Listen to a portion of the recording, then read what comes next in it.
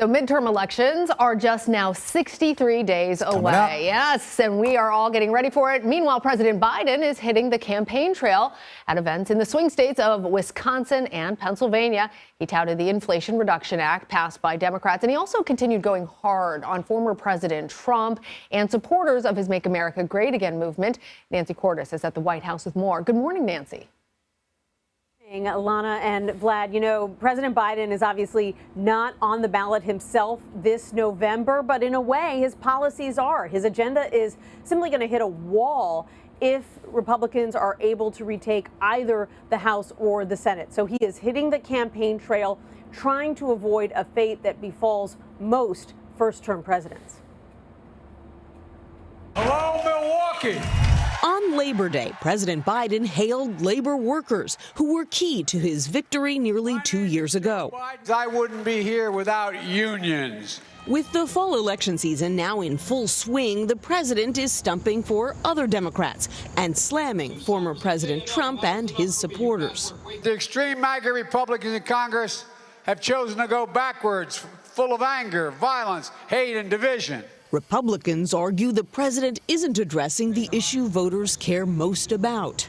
It is inflation. It's high record gas prices and rising crime. Recent polling finds that the president's approval rating is up, though he's still well below 50%. In Milwaukee Monday, the state's governor campaigned with Mr. Biden, but Wisconsin's Democratic Senate candidate opted to go to other Labor Day events. Send me to Washington, D.C. Outside Pittsburgh, Pennsylvania's Lieutenant Governor and Senate hopeful John Fetterman stumped with President Biden for the first time since suffering a stroke in May. If I have to be in a foxhole, I want John Fetterman in there with me. Midterm elections during a president's first term tend to favor the party out of power, especially in times of economic uncertainty. Democrats hope to buck that trend by capitalizing on anger over rollbacks in abortion rights. In a new Wall Street Journal poll, voters said the Supreme Court ruling overturning Roe v. Wade was motivating them to cast their ballots even more than inflation was. It's become a consistent theme in Democratic ads. Doug Mastriano is too extreme on abortion. This guy is so extreme. Way too extreme for me.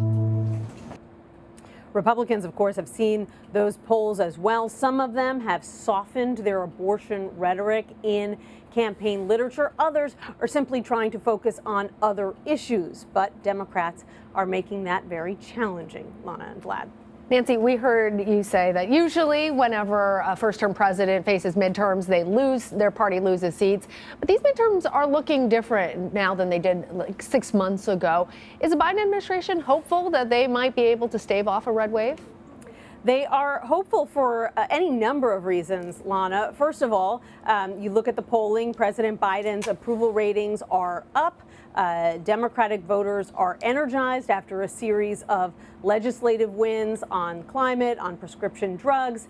They're certainly fired up over abortion. You see women registering to vote in large numbers. And beyond that, Democrats feel that Republicans don't, in all cases, have the strongest candidates going up against them. These are candidates that were backed, for example, by President Trump or by billionaire Peter Thiel, very right-wing candidates who maybe won't fare as well as a more mainstream candidate might. And so these things all give Democrats reason for optimism. The reality is, however, that it would only take Republicans picking up a few seats in the House for control of the House to flip. So it's not enough for them to, just not do as well as Republicans were hoping a few months ago. Republicans would essentially have to stay the same, perhaps even lose seats for Democrats to maintain control.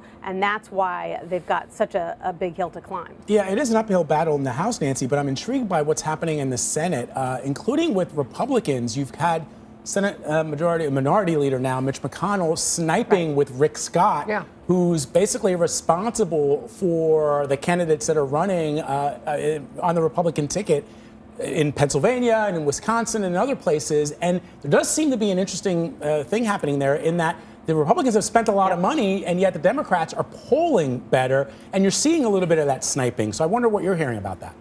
Well, I think what you're seeing is two leaders in the party who have different goals. Rick Scott's goal as the head of the Senate election efforts for Republicans, he's got to get as many of these Republicans running for election or re-election for the Senate over the Hill as possible.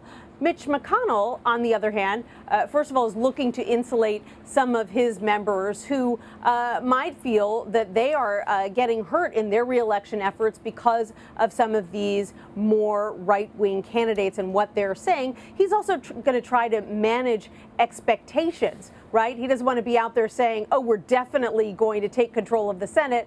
Come election day, they don't.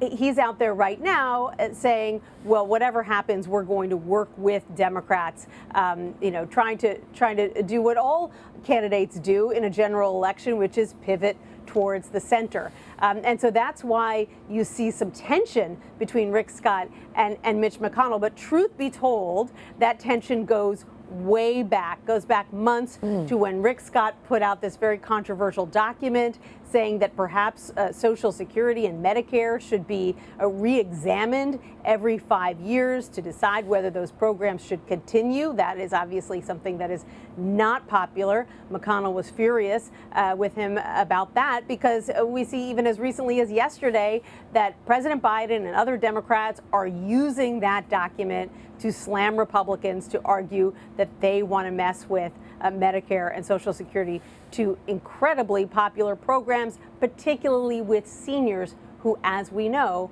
tend to vote in much larger numbers. Very reliable.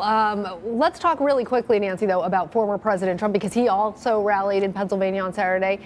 What can you tell us about his midterm message?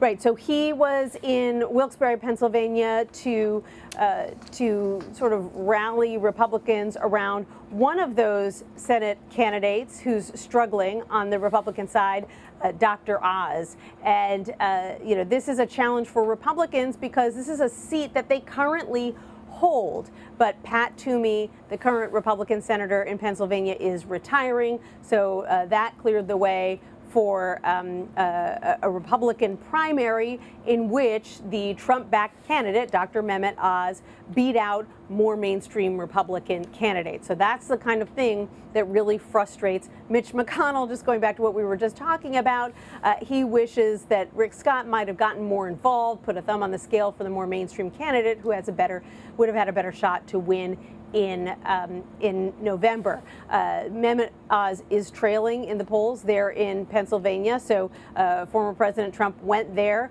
to rally the base. He did spend a lot of time talking about the FBI raid of his home, Mar-a-Lago. It's the first time he's held a rally since that raid took place. And he also slammed President Biden, who has really been very outspoken about him as of late, declaring that former President Trump and his supporters are semi-fascist and anti-democratic. Former President Trump said actually it is Biden who is an enemy of the state, and described the recent speech he gave in Philadelphia as vicious, hateful, and divisive. So clearly no love lost there. Indeed. Nancy Cordes for us at the White House. Nancy, as always, we thank you. You got it.